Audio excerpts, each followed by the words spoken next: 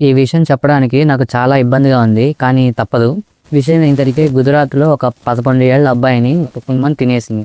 అసలు ఇది ఎలా జరిగిందంటే ఇది గుజరాత్‌లోని జునాన్‌గఢ్ అనే ప్రాంతంలో జరిగింది. జునాన్‌గఢ్‌లో ఒక అటవీ ప్రాంతంలో ఒక గుడి ఉందన్నమాట. ఆ గుడికి ఈ 11 ఏళ్ల అబ్బాయి వాళ్ళ ఫ్యామిలీ మెంబర్స్ వెళ్తున్నారన్నమాట. అంటే ఎప్పుడైతే వీళ్ళు గుడి మెట్లు ఎక్కుతున్నారో అంటే యాక్చువల్‌గా మెట్లనేవి కొండ మీద ఉంటాయి. కొండ మీద ఎక్కుకుంటే వెళ్ళాలి. ఈ కొండ అనేది ఒక అడవిలో ఉండిద్దనమాట. వీళ్ళు హడావిడిగా ఎక్కుతూ వెళ్తున్నారు.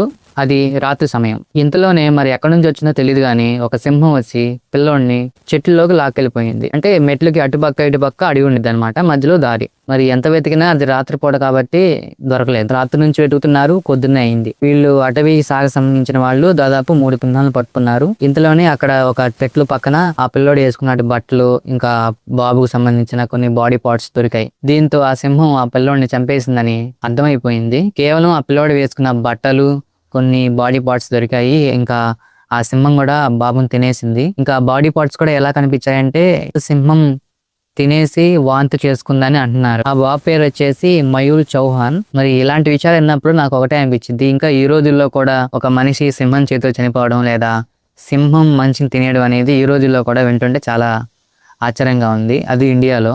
మామూలుగా గుజరాత్ అంటేనే చాలా సింహాలకి ఫేమస్ అనమాట.